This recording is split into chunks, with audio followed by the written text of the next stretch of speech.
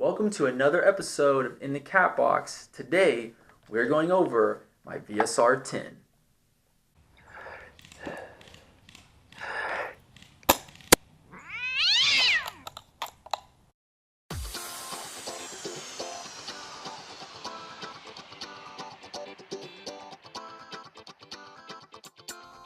Welcome back to another episode of In the Cat Box. Today, we're going over my primary, my VSR-10. But before we get to that, I thought we'd just go over the primary, choosing it, and just where to start. So when it comes to choosing your primary, once again, it really depends on your style of playing Airsoft. Now, from there, it also depends on your style. So just because you're a sniper does not mean that you're going to be using a VSR-10. You may like a bullpup, you may like something a little longer, something a little shorter. That's the beauty of it. It's really up to you. It's up to what you like.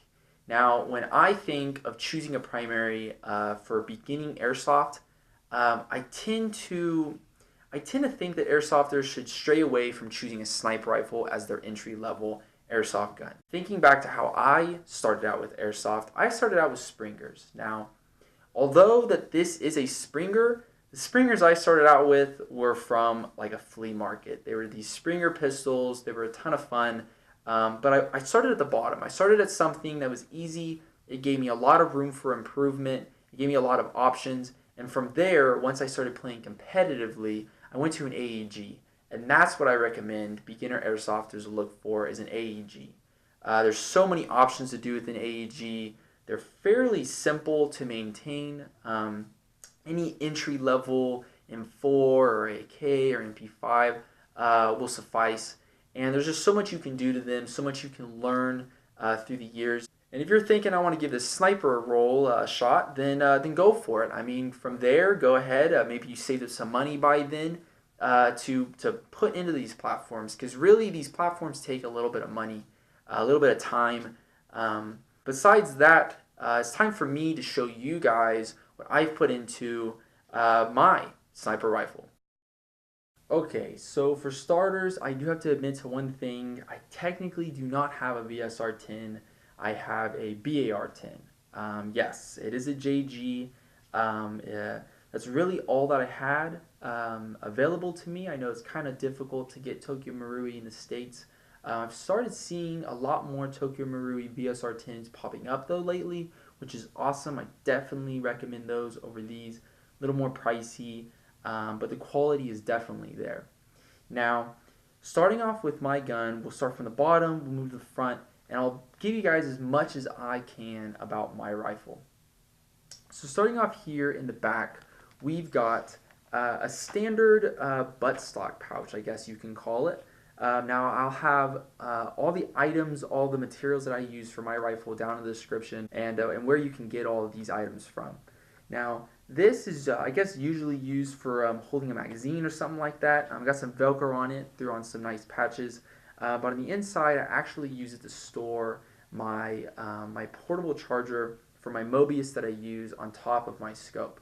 Now I use an Anchor brand portable charger. I use them for all my portable charging needs. They're really awesome. I believe I got them off Amazon for a pretty good price, so I definitely recommend those for anyone that's looking for a portable charger for just about any use. So from there we can move on to the actual stock of the gun. So as you can see, it's painted tan. I was in that PMC phase there for a while. But I just really like the dark earth color. As you can see, it's a little worn down a little bit. I really like the experienced weathered look.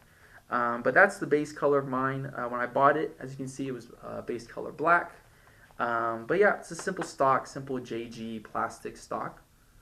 So moving on from there, we'll move up to the scope, which is probably one of the most important pieces to an airsoft sniper rifle.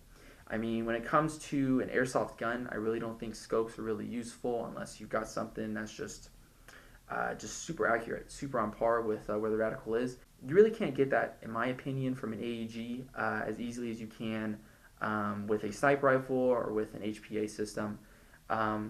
So the scope I'm running is an AIM scope. It is 3 to 9 by 40.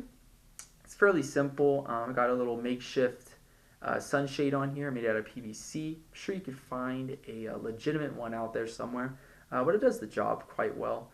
We got it wrapped in a little bit of mesh here. Now this mesh is just like mesh head wrap. Also got it off an Airsoft store. I'll have it down in the description below.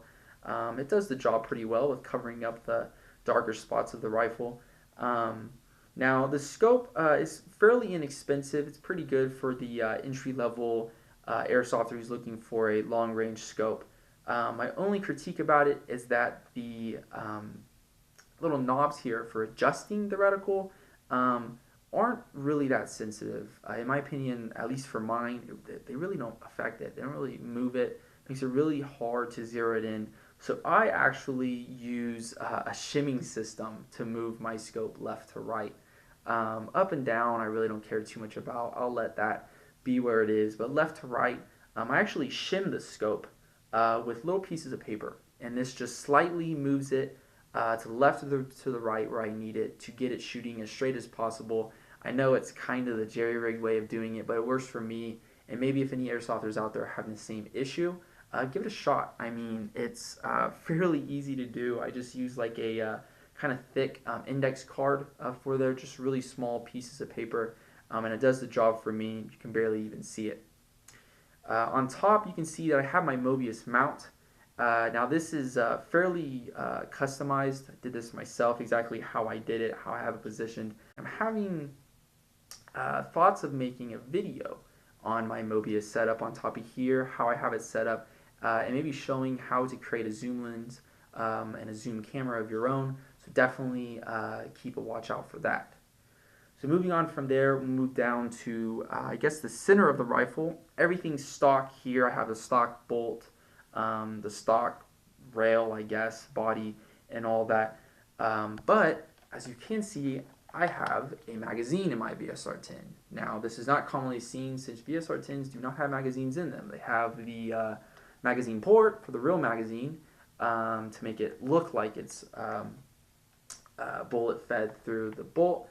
But I decided, you know what, I like the magazine look on a bolt action rifle. I was inspired by the Tonica pre-bands, I believe. Their R700, M700 series. But I was inspired by their take on having a long magazine on their rifles, so I thought, you know what, let's do it myself. So moving on from there, we'll move on further up the rifle. Nothing too special or anything like that. It's got a little bit more mesh here. I hold this mesh onto the rifle by using some of my spare ghillie string. I see you can wrap it around. You can kind of sew it through around the rifle, whichever way holds it on. But it kind of just gives it that different change of pattern look. Now up here on the barrel of the rifle, you can see that I've actually ghillied the rifle. Now I did this also with the excess ghillie. The kit that I got from the ghilliesuits.com had a lot of ghillie string left over after I created my my ghillie tog. So I thought I might as well use it for something. Now I'm actually, I do have the G-Spec version, so I do have the stock suppressor in here. Left it on there for internal purposes. We'll get to that in a little bit. But from there, just some of the other accessories I have. I actually have a mock peg box here. It has no laser function, no flashlight function. For right now, it's basically for looks.